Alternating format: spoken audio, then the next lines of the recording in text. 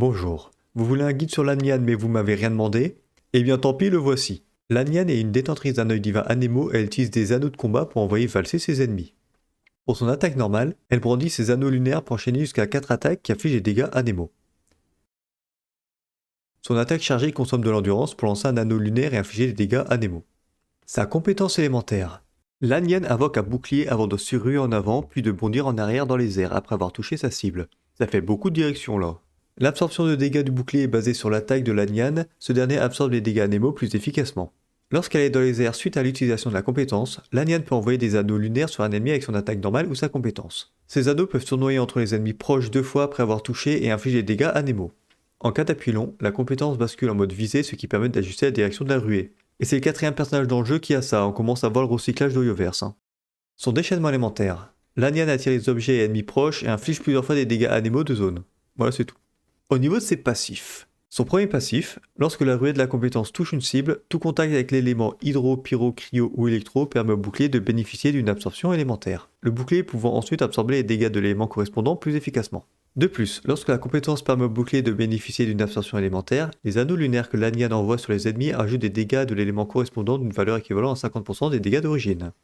Son deuxième passif, les dégâts infligés par la compétence et le déchaînement augmentent respectivement d'une valeur équivalente à 309% et 774% de la maîtrise élémentaire de Lanyan. Donc vous devrez remarquer que vous ne pourrez pas avoir un énorme bouclier et faire de bons dégâts en même temps. Il est là le truc ballot. Au niveau de ses constellations, puisque c'est une 4 étoiles, on va en parler. Pour sa première constellation, après avoir déclenché l'absorption élémentaire du passif, une utilisation de la compétence permet à Lanyan de lancer un anneau lunaire supplémentaire sur les ennemis. Pour la deuxième constellation, pendant la durée du bouclier, il récupère 40% d'absorption de dégâts lorsque l'attaque normale de votre personnage déployé inflige des dégâts. La troisième constellation augmente de 3 niveaux la compétence. Pour la quatrième constellation, la maîtrise élémentaire de tous les personnages de l'équipe à proximité augmente de 60 points pendant 12 secondes après l'utilisation du déchaînement. La cinquième constellation augmente de 3 niveaux le déchaînement. Et la dernière constellation confère une utilisation supplémentaire de la compétence. Ça c'est pas mal afin d'avoir le bouclier le plus souvent possible. Pour ces équipements, vous pouvez jouer Lanyan soit en tant que poseuse de shield et c'est tout, soit en tant que driver, c'est-à-dire qu'elle sera sur le terrain pour accompagner les réactions de l'équipe. Donc si vous la jouez pour son bouclier, au niveau de ses armes 5 étoiles, vous avez privilégié les chaînes mortelles et l'atlas de la voûte d'azur pour le bonus d'attaque qu'ils apportent, ou alors le veillé d'appel d'étoiles, qui augmente les dégâts du personnage après avoir créé un bouclier. Bon, ça apporte pas d'attaque, c'est dommage, mais vous aurez un petit boost de dégâts. Pour les armes 4 étoiles, nous avons le code de Favonius, viser les 60% de taux critique pour déclencher l'effet souvent, et c'est idéal pour générer de l'énergie pour l'équipe.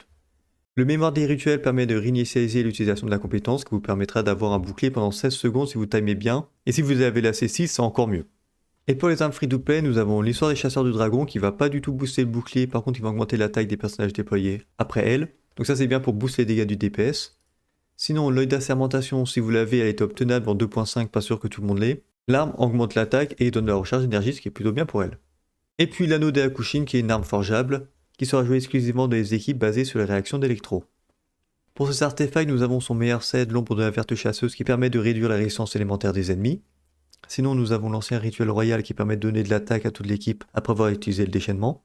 Vous pouvez faire un mix de 7, 2 pièces attaque pour cent, 2 pièces attaque pour cent et 2 pièces recharge d'énergie. L'attaque pour cent pour la puissance du bouclier et la recharge d'énergie si vous voulez faire le déchaînement fréquemment. Et pour finir, vous pouvez utiliser le set 4 étoiles instructeur afin de donner de la maîtrise élémentaire à l'équipe. Au niveau des statistiques que vous allez rechercher pour avoir un bon bouclier, c'est vraiment pas compliqué, vous allez tout miser sur l'attaque pour cent à fond, en stats secondaire, quand vous pouvez, par exemple sur la fleur et la plume. La maîtrise élémentaire peut être pas mal pour augmenter les dégâts de la compétence grâce au passif, et la recharge d'énergie pour avoir le déchaînement plus fréquemment. Pour le sablier, la coupe et le diadème, vous allez choisir en stat principal de l'attaque pour cent. Et pour les stats secondaires, de la recharge et de la maîtrise. Bien, maintenant, si vous voulez la jouer en tant que driver sur le terrain et faire un petit peu de dégâts, au niveau de ces armes 5 étoiles, nous avons la veillée d'appel d'étoiles, qui donne beaucoup de maîtrise élémentaire, ce qui est très bien pour les dégâts de la compétence et du déchaînement, et en plus vous ferez plus de dégâts après avoir créé un bouclier. Sinon, le 1000 rêves flottant, qui donne aussi un bon paquet de maîtrise élémentaire, et qui permet d'augmenter les dégâts élémentaires et la maîtrise élémentaire de Lanyan. Ensuite, nous avons l'Atlas de la voûte d'azur qui donne un bon paquet d'attaques et augmente les dégâts élémentaires. Les chaînes mortelles qui donnent beaucoup d'attaques et qui augmentent la force du bouclier. Et pour les dernières armes 5 étoiles, vous pouvez utiliser des armes critiques, n'importe lesquelles. Ça peut toujours être bien si vous voulez optimiser les dégâts de Lanyan. J'ai une petite préférence pour l'origine des 4 vents. Pour moi, c'est l'option qui marche le mieux sur elle. Pour les armes 4 étoiles, nous avons l'étoile du soir errante, qui donne de la maîtrise élémentaire en start principale, et qui augmente l'attaque de Lanyan en fonction de sa maîtrise élémentaire. Donc ça sera bien pour équilibrer les deux types de dégâts que vous ferez avec le personnage. Le code de Favonius qui sera là pour dépanner plus l'équipe que elle-même, viser les 60% de tout critique, ça change pas. Le mémoire des rituels qui donne un bon paquet de maîtrise élémentaire et qui permet de réinitialiser la compétence, comme ça vous aurez un bon burst. Et pour finir, nous avons le mouvement vagabond qui donne un bon paquet de dégâts critiques et qui permet d'augmenter soit l'attaque, soit les dégâts élémentaires, soit la maîtrise élémentaire. N'importe quel buff sera intéressant pour Lanyan sur le terrain.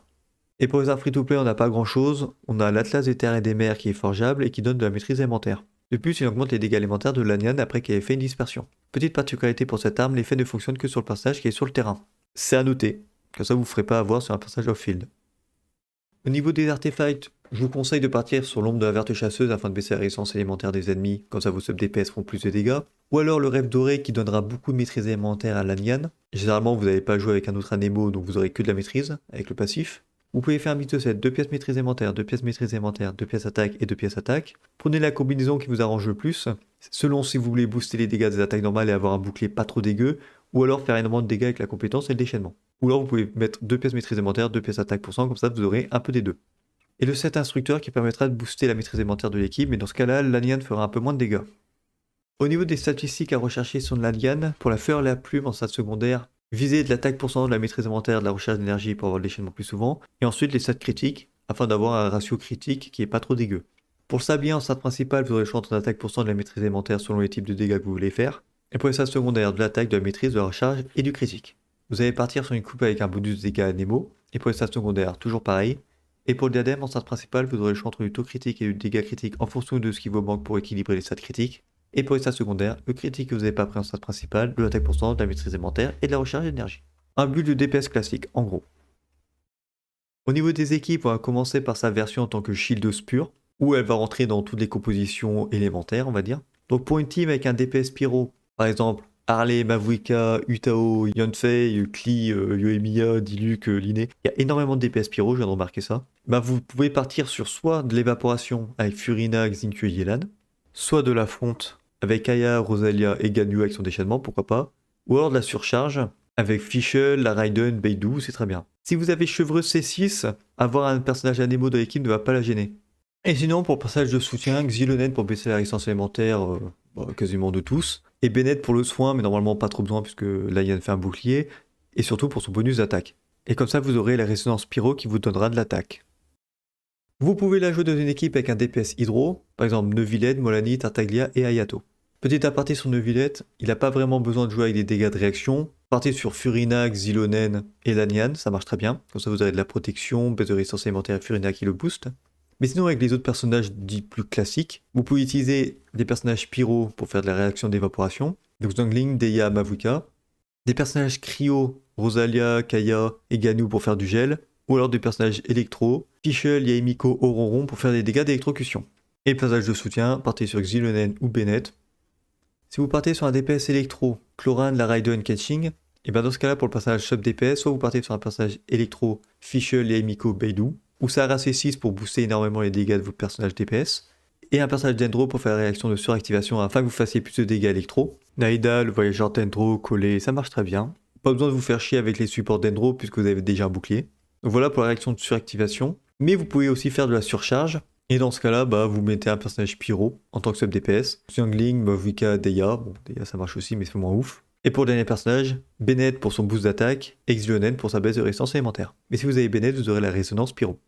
Et pour finir, si vous avez un personnage cryo en DPS, par exemple Philippe, Ganyu et Ayaka, si vous partez sur de la fonte en personnage pyro sub DPS, Xiangling, Mavuika, Deya, c'est très bien. Enfin, Mavuika et Xiangling, c'est vraiment mieux que Deya. Bennett en tant que soutien pour le boost d'attaque, comme d'habitude. Ou alors vous pouvez partir sur un personnage Dendro afin de faire des brûlures pour faire des fontes plus fréquemment. Donc Naïda, Emily, ça marche. Coller le voyageur si vous n'avez pas beaucoup d'options. Ou sinon vous pouvez partir sur une team gel classique. Partir sur un sub DPS cryo. Rosalia pour les dégâts et les boosts de TC. Shen E pour augmenter les dégâts cryo du personnage principal. Et ensuite pour le personnage hydro, vous pouvez partir sur Furina et Kokomi. Furina pour les dégâts et le boost de dégâts qu'elle apporte. Et Kokomi pour les soins parce que c'est pas déconnant. Par contre si vous avez Furina, faites gaffe à vos PV. Donc je vous conseille peut-être d'avoir un personnage qui soigne légèrement. Bon par exemple une Charlotte. Ça peut faire l'affaire aussi.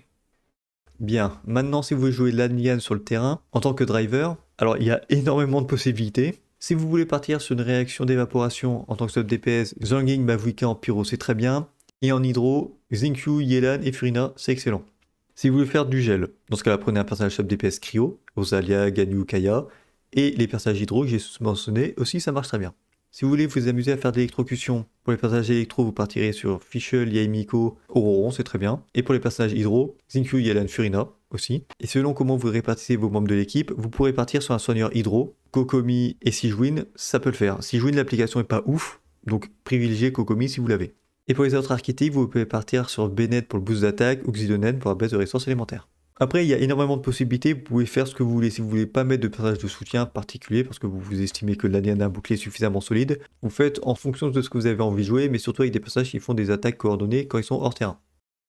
Donc voilà, c'est tout ce que j'avais à dire sur le personnage. C'est un personnage 4 étoiles, donc forcément en termes de performance, ça sera en dessous d'un personnage 5 étoiles. Mais bon, c'est pas ce qu'on demande pour un personnage 4 étoiles. Elle sera gratos pour l'event de Liyue, donc la manquez pas. Et au niveau de ses performances, ce que je trouve dommage, c'est que la maîtrise élémentaire permet d'augmenter les dégâts de sa compétence et son déchaînement, alors que son bouclier est basé sur l'attaque. Donc vous pourrez pas faire à la fois de très bons dégâts et à la fois avoir un bon bouclier. Donc ça c'est un peu con. C'est le premier shield à démo du jeu. Je pense qu'elle va dépanner. Il y aura toujours de meilleures options qu'elle de toute manière dans tous les teams que j'ai présentés, mais elle peut dépanner en attendant d'avoir mieux, et de toute façon, elle sera gratos, donc ça c'est génial. Donc voilà, chopez-la parce que franchement, elle est flexible. Allez, ciao!